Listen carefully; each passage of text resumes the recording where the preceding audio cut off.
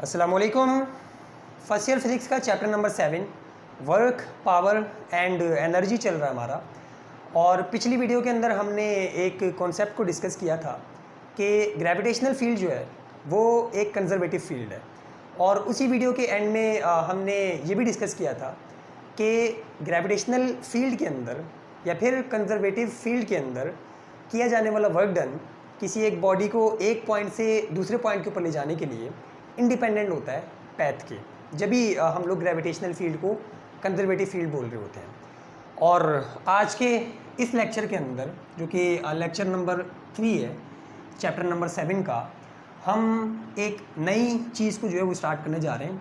क्योंकि इस चैप्टर के अंदर अगर हम लोग देखें तो वर्क को हम लोग पढ़ चुके हैं, पावर को भी हम लोग पढ़ चुके हैं, और आज जिस चीज़ को हम लोग शुरू करने जा रहे हैं वो हमारे पास एनर्जी है। ठीक है, ये दो टॉपिक या फिर ये दो जो पोर्शन थे इस चैप्टर के वो हम लोग कंप्लीट कर चुके हैं। जितनी भी चीज़ें इससे रिलेटेड थी वो सब की सब हमने पढ़ ली हैं। अब ये हम लोग आखिरी का जो हमारे पास पोर्शन है इस चैप्टर का, जो कि एनर्जी है, इसको स्टार्ट करने जा रहे हैं। तो सबसे पहले हम लोग एनर्जी को देखेंगे कि एनर्जी को किस तरह से डिफ़ाइन किया जाता है। ठीक है, फिर इसके बाद इसकी दो टाइप्स हैं।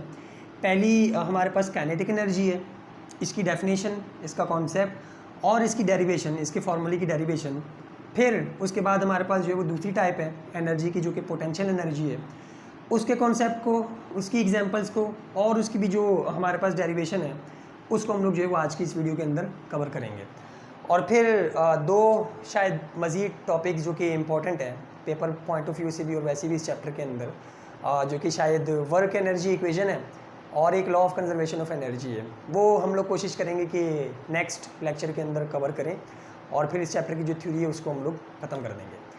तो अगर स्टार्ट करें सबसे पहले हम लोग एनर्जी से, एनर्जी को समझने की कोशिश करें।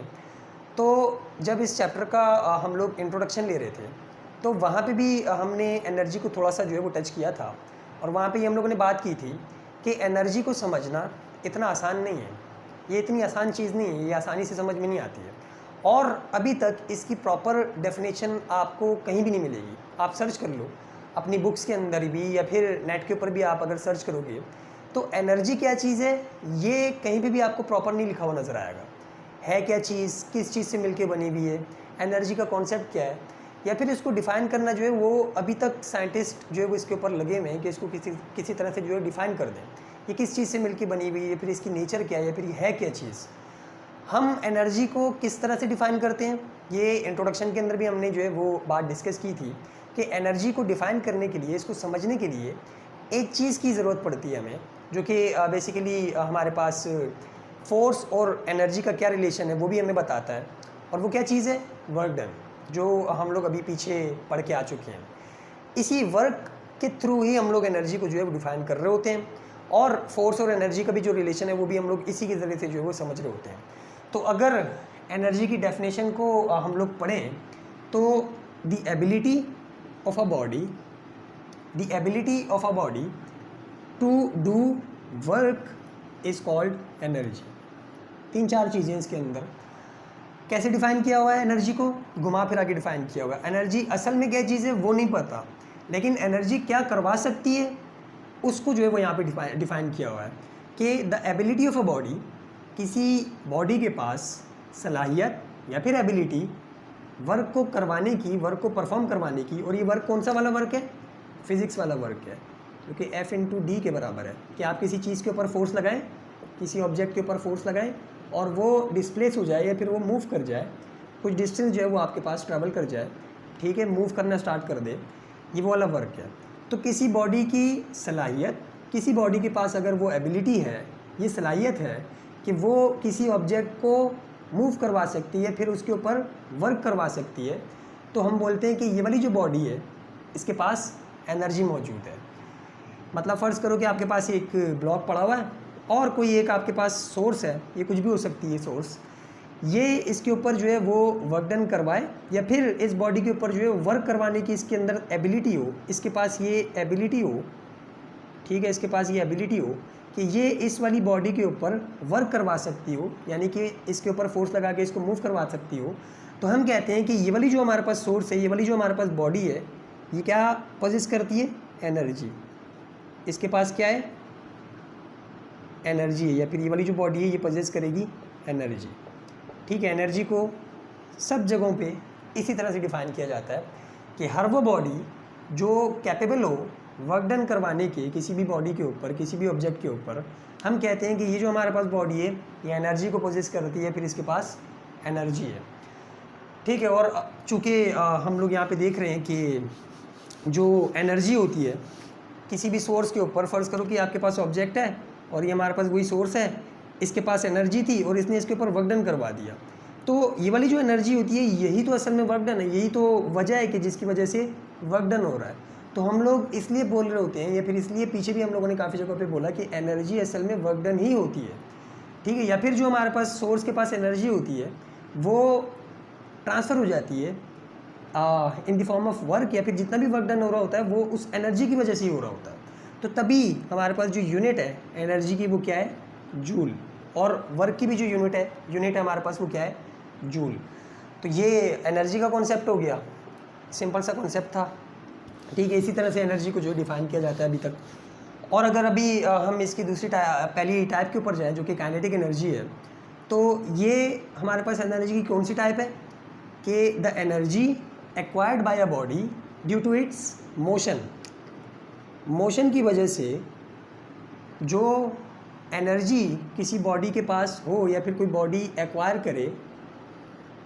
एक्वायर करे किसको, एनर्जी को, ठीक है, किसकी वजह से, ड्यू टू इट्स मोशन, उसे हम लोग क्या बोलते हैं, काइनेटिक एनर्जी। ये चीज़ आपने बचपन के अंदर भी पढ़ी होगी, अपनी मैट्रिक क्लास के अंदर भी।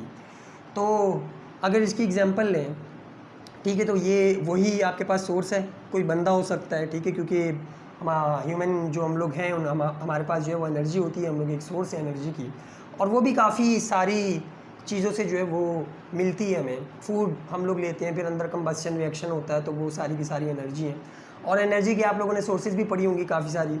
हीट हो सकती है जिसको हम लोग जो है वो प्रोसेस करते हैं अपने क्या बोलते हैं इंजन्स के अंदर, और उससे जो है वो वर्क डन करवाते हैं। ठीक है, इसी तरह हमारे पास जो है वो डिफरेंट विंड एनर्जी है और साउंड एनर्जी, और जितनी भी आपने एनर्जी की टाइप्स पढ़ी, कोई भी सोर्स हो सकती है। ठीक है, कोई भी सोर्स हो और वो किसी बॉडी के ऊपर, फ़र्ज़ करो कि एक आपके पास ब्लॉक पड़ा हुआ है, इसके ऊपर जो है वो वर्क डन करवाए किसी भी तरीके से, किसी भी प्रोसेस से इसके ऊपर जो है वो वर्क डन करवाए और ये मूव करना स्टार्ट कर दे, ये मोशन के अंदर आ जाए या फिर ये मूव करना स्टार्ट कर दे। ठीक है, तो ये जो हमारे पास इस बॉडी के पास एनर्जी आएगी, ये जो इस बॉडी के पास एनर्जी होगी किसकी वजह से, इसकी मोशन की वजह से, जब तक ये मूव करती रहेगी हम बोलेंगे कि इसके पास एनर्जी है। हुआ क्या कि सोर्स ने एनर्जी जो है वो ट्रांसफ़र की अपनी in the form of work, इसके ऊपर वर्क करवा के, और ये बॉडी जो है ये मूव कर रही है। जब तक ये मोशन के अंदर होगी हम बोलेंगे कि इसके पास क्या है, काइनेटिक एनर्जी है, जो कि कहाँ से आई है, सोर्स से। और इसकी एग्जांपल हम लोग इस तरह से भी ले सकते हैं कि फ़र्ज़ करो कि मेरे पास एक बॉल वगैरह या फिर एक कोई पत्थर वगैरह है, और चूँकि मैं एक एनर्जी की सोर्स हूँ, मैं एनर्जी या फिर मेरे पास ये एबिलिटी है कि मैं वर्क करवा सकता हूँ, तो इसका मतलब क्या हुआ कि मैं एनर्जी को पोजेस करता हूँ। मैंने इस बॉल को, इस पत्थर को जो थ्रो किया, ठीक है, क्या हुआ कि मैंने अपनी एनर्जी ट्रांसफ़र कर दी इस पत्थर के अंदर in the form of work, force लगाई इसके ऊपर और ये मूव करना स्टार्ट कर दिया इसने। अब जब तक ये मूव करता रहेगा, मेरे पास से जो एनर्जी ट्रांसफ़र हुई है इस पत्थर के अंदर, वो in the form of kinetic energy इसके अंदर स्टोर होगी, और जब तक ये मूव करता रहेगा इसके पास वो काइनेटिक एनर्जी होगी। तो ऐसी एनर्जी जो किसी बॉडी के अंदर आए ड्यू टू इट्स मोशन, हम बोलते हैं कि वो क्या है या फिर कौन सी एनर्जी है, उसे हम लोग काइनेटिक एनर्जी बोलते हैं। ठीक है, मैथमेटिकली अगर हम लोग देखें, अब इसकी अगर डेरिवेशन के ऊपर जाएं, मैथमेटिकली अगर इसको देखें तो the work done by a moving body is kinetic energy, या फिर is change in kinetic energy. कि मूविंग बॉडी, अब वाली कहानी भूल जाओ, ये पत्थर है ये मूव कर रहा है, या फिर ये ब्लॉक है ये मूव कर रहा है। ठीक है, जब तक ये मूव करता रहेगा, ये अब वो वाली सलाहियत, अब वो वाली एबिलिटी इसके पास आ जाएगी कि ये वर्क डन करवा सकता है। मतलब एक पत्थर यूँ चलता हुआ जा रहा है, और जब तक ये मोशन के अंदर है, फ़र्ज़ करो कि मैंने आगे एक दीवार रख दी है, फिर एक जो है वो ऑब्स्टिकल रख दिया, तो ये जैसे जाके उस ऑब्जेक्ट से टकराएगा उसको भी मूव करवा देगा। तो इसका मतलब क्या हुआ कि इसके पास भी अब एबिलिटी है कि ये वर्क डन करवा सकता है। ठीक है, तो मैथमेटिकली अगर हम लोग देखें तो जो हमने ऊपर पढ़ा वो क्या है कि work done by a moving body, एक मूविंग बॉडी जो वर्क डन करवा सकती है उसको हम लोग क्या बोल रहे होते हैं, काइनेटिक एनर्जी। फ़र्ज़ करो कि एक चलती हुई ट्रेन है, मूव कर रही है, उसके पास क्या है, काइनेटिक एनर्जी है, और उसके आगे अगर आप कोई चीज़ रखोगे तो वो उसके ऊपर वर्क डन करवा सकती है, फिर उसके पास एबिलिटी है कि वो वर्क डन करवाए, उसके आगे जो भी चीज़ आएगी या फिर वो जिस भी चीज़ के साथ कोलाइड करवाएगा उसको मूव करवा देगा। यही वर्क डन होता है हमारे पास। उसका मतलब क्या हुआ कि काइनेटिक एनर्जी उस बॉडी के अंदर है और वो वर्क डन करवाने की सलाहियत रखता है। उसका मतलब क्या हुआ कि work done by moving body, किसी भी मूविंग बॉडी, जो भी मूविंग बॉडी है वो जो वर्क डन करवा सकती है उसको हम लोग क्या बोल रहे होते हैं, काइनेटिक एनर्जी। तो अगर यहाँ पे हम लोग जो है कुछ सपोजिशन करें इसकी डेरिवेशन के लिए, ठीक है, यहाँ पे इसकी डेरिवेशन जो है हम लोग स्टार्ट करते हैं काइनेटिक एनर्जी की, और कुछ इसकी जो है सपोजिशन वगैरह है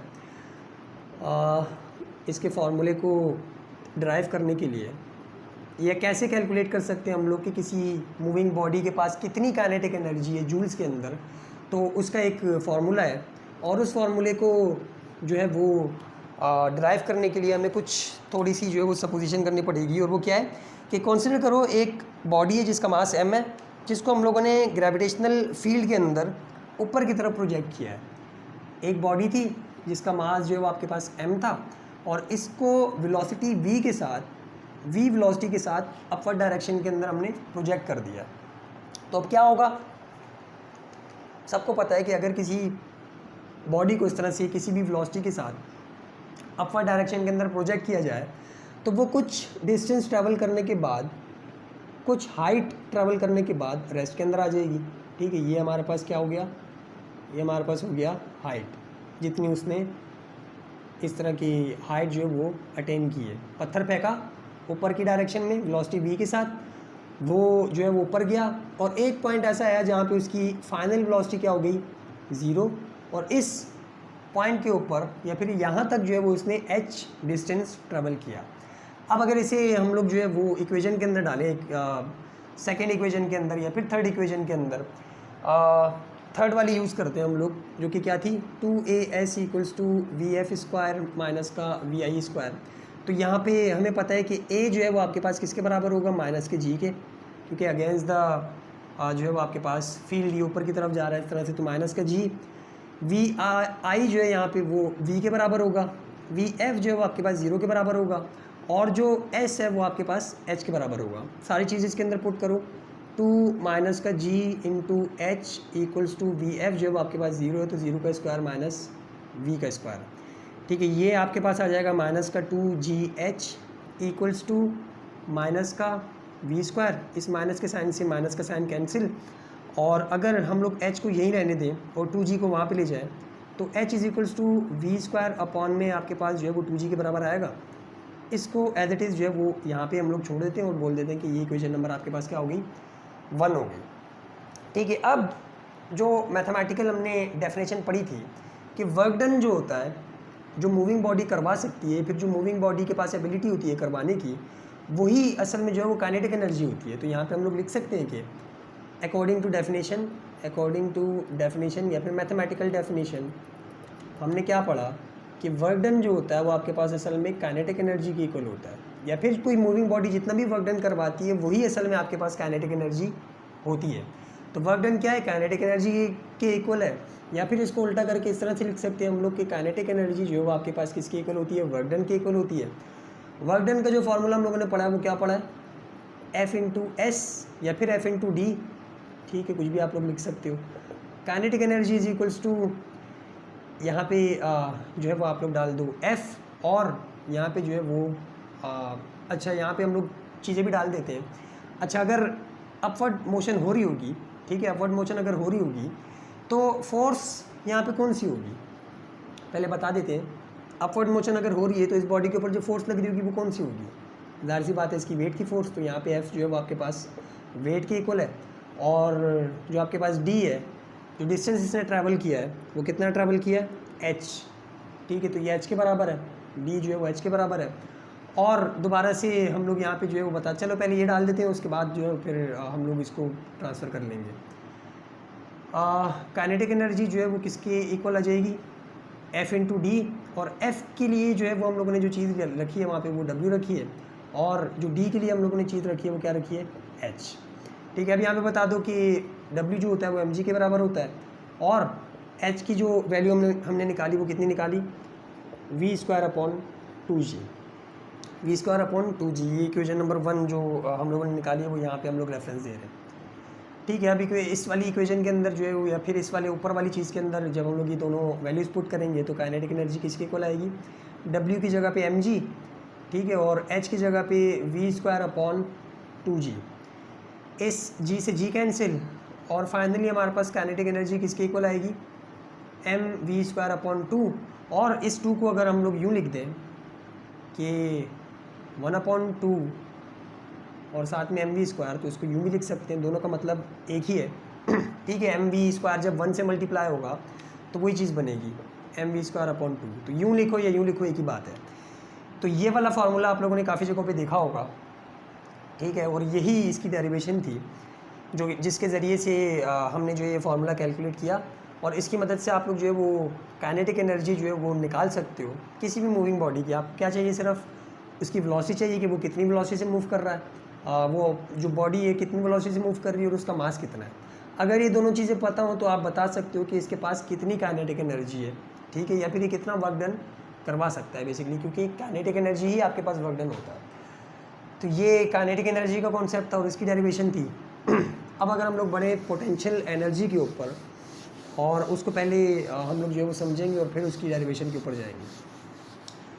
ठीक है, तो पोटेंशियल एनर्जी भी आप लोगों ने मैट्रिक क्लास के अंदर या फिर अपनी जूनियर क्लासेस के अंदर पढ़ा होगा कि पोटेंशियल एनर्जी क्या होती है, लेकिन अक्सर लोगों का जो है वो इसके बारे में गलत कॉन्सेप्ट होता है। सबसे पहले तो वही वाली अगर डेफिनेशन हम लोग मैट्रिक वाली या फिर बचपन वाली देखें तो कौन सी है कि the energy possessed by a body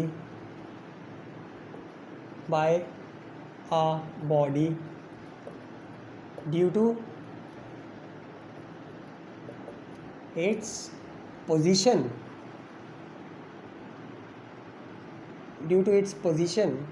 is called potential energy। ठीक है, पोजीशन की वजह से जो भी एनर्जी किसी बॉडी के अंदर होती है या फिर वो बॉडी पोजेस करती है उसको हम लोग क्या बोलते हैं, अपनी पोजीशन की वजह से कोई भी बॉडी जो एनर्जी पोजेस करती है उसको हम लोग क्या बोलते हैं, पोटेंशियल एनर्जी। ठीक है, और ज़्यादातर बंदों का या ज़्यादातर जो टीचर कॉन्सेप्ट देते हैं बचपन के अंदर वो पोटेंशियल एनर्जी का आपको इस तरह से देते हैं कि यहाँ पे हमारे पास जो है वो ग्रेविटेशनल, मतलब जो एग्जांपल आप लोगों को देते हैं वो ग्रेविटेशनल पोटेंशियल एनर्जी की होती है, लेकिन असल में जो हमारे पास पोटेंशियल एनर्जी है इसकी काफ़ी सारी एग्जांपल्स है, काफ़ी सारी टाइप्स हैं। ठीक है, पोटेंशियल का लफ्ज़ अगर आप लोग को आसानी से याद करना है या फिर इसका कॉन्सेप्ट बनाना है तो इस तरह से बनाओ कि पोटेंशियल एनर्जी तब किसी बॉडी के अंदर स्टोर होती है कि जब हम लोग फील्ड के अगेंस्ट वर्क डन करें किसी बॉडी के ऊपर। जब भी किसी बॉडी के ऊपर against the field work done किया जाता है तो वो जो वर्क डन होता है वो उस बॉडी के अंदर स्टोर हो जाता है in the form of potential energy. ठीक है, और वो पोजीशन के ऊपर डिपेंड करता है कि आप कितना दूर उसको लेके गए हैं या फिर एक पॉइंट से कितना ज़्यादा दूसरे पॉइंट के ऊपर जो है वो फासला है, पोजीशन आपने कितनी भी ज़्यादा चेंज की है। ठीक है, किसी फील्ड के अंदर एक बॉडी की अगेंस्ट द फील्ड, तो वो जो हमारे पास वर्क डन होता है जो हमने उसके ऊपर किया होता है वो उस बॉडी के अंदर in the form of potential energy store हो जाता है। ये चीज़ आपको अभी जो है वो समझ नहीं आएगी, अभी इसको क्लियर करते हैं हम लोग कि अगेंस्ट द फील्ड हम लोग क्या बात कर रहे हैं। हमारे पास नेचुरल फोर्सेस हैं काफ़ी सारी। ठीक है, उनमें से अगर कुछ फोर्सेस की हम लोग बात करें तो सबसे पहले वही जो सब बताते हैं ग्रेविटेशनल फोर्स है हमारे पास। ठीक है, और उस ग्रेविटेशनल फोर्स की फील्ड होती है। दो तरह की हमारे पास जो है फोर्सेस होती हैं, मतलब दो तरीक़ों से फोर्सेस को जो है हम लोग अप्लाई कर सकते हैं। एक इंट्रैक्शन फोर्सेस होती हैं या फिर वो वाली फोर्सेस होती हैं कि जो टच करके किसी बॉडी के ऊपर आप जो है वो लगाते हो, या फिर जिसको अप्लाई करने के लिए बॉडीज़ का आपस में कॉन्टैक्ट में आना लाजमी होता है। ठीक है, वो सारी फोर्सेस आप लोगों को पता है कि किसी बॉडी कोई ब्लॉक पड़ा हुआ उसको आपने मूव करवाना है तो आप उसको जब तक टच नहीं करोगे वो मूव नहीं होगा। ठीक है, ये हमारे पास नॉर्मल फोर्सेस हैं। कुछ फोर्सेस ऐसी होती हैं कि जो फील्ड के ऊपर जो है वो एक्ट कर रही होती हैं, या फिर उनको अप्लाई करने के लिए या फिर उनकी जो हमारे पास अट्रैक्शन होती है वो बग़ैर टच किए भी हो जाती है। और वो फोर्सेस कौन कौन सी आप लोगों को पता है? पहली कौन सी है? Gravitational force. हमारे पास जो है वो ग्रेविटी एक ऐसी फोर्स है कि जो फील्ड के ऊपर भी एक्ट करती है। ये एक ऑब्जेक्ट है, ठीक है, और इसकी एक फील्ड होगी। जैसे हम लोग अगर अर्थ को कंसिडर करें, अर्थ एक ऑब्जेक्ट है जिसकी अपनी जो है वो ग्रेविटी है और इसकी एक अपनी ग्रेविटेशनल फील्ड है। जो फील्ड हम लोग कर रहे थे वो फील्ड यही वाली फील्ड है, ठीक है। अगर इसकी फील्ड के अंदर कोई भी ऑब्जेक्ट आएगा तो वो फोर्स को एक्सपीरियंस करेगा, ग्रेविटेशनल फोर्स को, यानी वो उसको अट्रैक्ट करेगी। इसी तरह अगर एक और फोर्स की हम लोग बात करें तो फर्ज करो कि एक चार्ज है, ठीक है, ये एक चार्ज है। और आप लोगों ने पढ़ा होगा अपनी मैट्रिक क्लास के अंदर भी कि चार्ज के अराउंड भी आपके पास जो है वो एक फील्ड होती है, ठीक है, जिसको हम लोग इलेक्ट्रिक फील्ड बोल रहे होते हैं। चार्ज के अराउंड एक फील्ड होती है जिसको हम लोग इलेक्ट्रिक फील्ड बोल रहे होते हैं। इस फील्ड के अंदर, ठीक है, इस फील्ड के अंदर अगर कोई दूसरा चार्ज आएगा तो वो भी अट्रैक्शन या रिपल्जन की फोर्स को फील करेगा। इसी तरह अगर हम लोग मैग्नेट देखें, ठीक है, ये फ़र्ज़ करो कि एक मैग्नेट है तो इसकी भी एक फील्ड होती है, मैग्नेटिक फील्ड, और ये बगैर टच किए भी फोर्स जो है वो अप्लाई हो रही होती है चीज़ों के ऊपर। अगर इसकी फील्ड के अंदर आप दूसरा मैग्नेट लेके आओगे या ऐसी चीज़ें लेके आओगे जो इससे अट्रैक्ट होती हैं तो ये उसको बिना टच किए भी अपनी तरफ जो है वो अट्रैक्ट करेगा। तो ये हमारे पास फील्ड है, ये वाली फील्ड ग्रेविटेशनल फील्ड है। यहाँ पे लिख देते हैं कि ये ग्रेविटेशनल फील्ड है, ठीक है। ये जो है वो मैग्नेटिक फील्ड है, मैग्नेटिक फील्ड है। और ये आपके पास कौन सी है? इलेक्ट्रिक फील्ड है, ठीक है। तो जो जुमला अभी थोड़ी देर पहले मैंने बोला कि किसी भी फील्ड के अंदर, और वो फील्ड कौन सी होगी? ग्रेविटेशनल फील्ड होगी, या फिर आपके पास मैग्नेटिक फील्ड होगी, या फिर इलेक्ट्रिक फील्ड होगी, या फिर आपके पास जो है वो स्प्रिंग वाली भी एक एग्जांपल आपको दी हुई है उसके अंदर, आपकी बुक के अंदर, वो भी हम लोग डिस्कस करेंगे। तो इन फील्ड्स के अगेंस्ट आप किसी ऑब्जेक्ट के ऊपर वर्क डन करें, ठीक है, उसको एक पोजीशन से दूसरी पोजीशन के ऊपर ले जाने के लिए, तो वो जो वर्क डन है वो उस बॉडी के अंदर स्टोर हो जाएगा in the form of potential energy. अब इसको जो है यहाँ पे एक्सप्लेन करते हैं। यहाँ पे अगर हम लोग देखें तो जो फील्ड की डायरेक्शन है वो क्या है? इस तरफ, ठीक है, ये बॉडीज़ को इस तरफ खींचेगी, अर्थ जो है वो बॉडीज़ को इस तरफ खींचेगी। आप क्या करो कि एक बॉडी को इस पॉइंट से इस पॉइंट के ऊपर लेके आ जाओ, अगेंस्ट द फील्ड हो गया, ये फील्ड किस तरफ खींच रही है? इस तरफ। और आप क्या कर रहे हो कि बॉडी को यहाँ से पॉइंट 1 से पॉइंट 2 के ऊपर लेके जा रहे हो। क्या कर रहे हो कि पॉइंट 1 से बॉडी को पॉइंट 2 के ऊपर लेके जा रहे हो। अब इसको पॉइंट 1 से पॉइंट 2 के ऊपर ले जाने के लिए आपको वर्क डन करवाना पड़ेगा, लाजमी करवाना पड़ेगा। और वो वर्क डन जो होगा वो अगेंस्ट द फील्ड होगा, ठीक है। फ़र्ज़ करो कि पहले बॉडी यहाँ पे पड़ी हुई थी और आपने कुछ जो है वो वर्क डन करवाया इस बॉडी को यहाँ से यहाँ पे लाने के लिए। अब ये जो वर्क डन है, ठीक है, जब ये बॉडी इस वाली पोजीशन के ऊपर पहुँचेगी, पॉइंट 2 के ऊपर पहुँचेगी, पोजीशन 2 के ऊपर पहुँचेगी, आपने जितना भी वर्क डन इसके ऊपर किया होगा बॉडी के ऊपर, वो उसके अंदर स्टोर हो जाएगा in the form of potential energy. और इस वाली एग्जांपल के अंदर जो हमारे पास पोटेंशियल एनर्जी होगी, ये कौन सी होगी? ग्रेविटेशनल पोटेंशियल एनर्जी, ठीक है, जो आप लोगों ने अपनी जो है वो मैट्रिक क्लास के अंदर भी सारा जो समझा हुआ था। अब अगर इधर आए, ठीक है, तो ये हमारे पास जो है वो एक चार्ज है, और फ़र्ज़ करो कि ये पॉजिटिव चार्ज है और आप नेगेटिव चार्ज लेके आ रहे हो, तो अट्रैक्शन होगी। और जो फील्ड की डायरेक्शन है वो कुछ इस तरह से है। इमेजिन करो कि फील्ड की जो डायरेक्शन है वो कुछ इस तरह से है। और आप क्या करो कि एक नेगेटिव चार्ज को इस वाले पॉइंट से इस वाले पॉइंट के ऊपर लेके आ जाओ। ये पॉइंट 1 है, ये पॉइंट 2 है।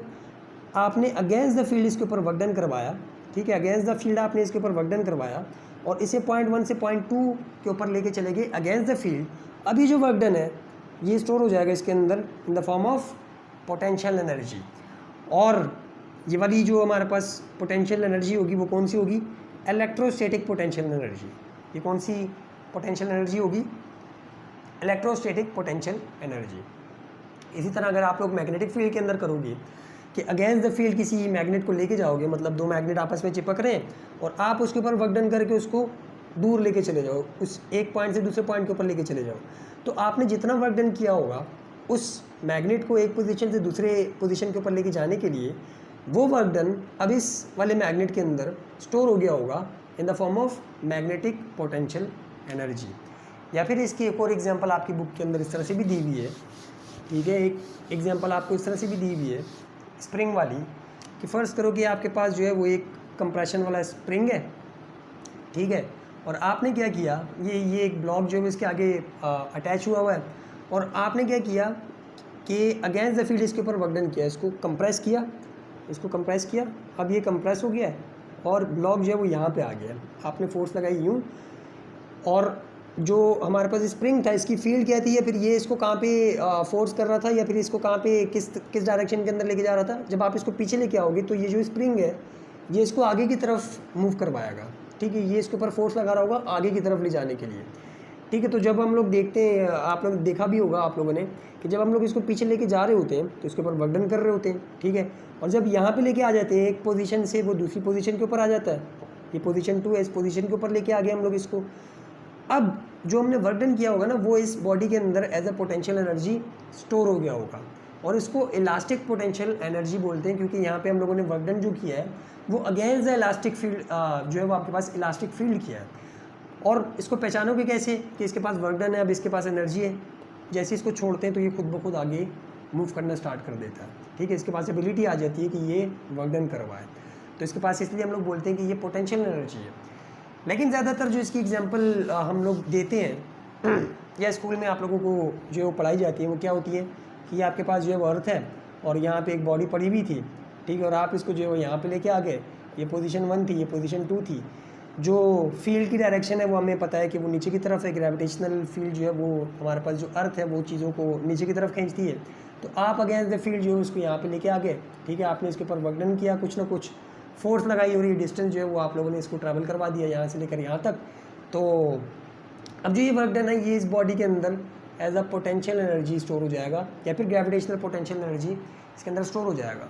और कैसे पता लगेगा कि आप इसको छोड़ोगे तो ये खुद ब खुद नीचे आ रहा होगा, क्योंकि इसके पास अब एनर्जी होगी, ठीक है। तो ये हमारे पास पोटेंशियल एनर्जी का कॉन्सेप्ट था, और इसको आप लोगों ने इस तरह से याद रखना है कि अगर कभी भी अगेंस्ट द फील्ड किसी बॉडी के ऊपर वर्क डन करवाया जाए तो वो इसके अंदर स्टोर हो जाता है in the form of potential energy.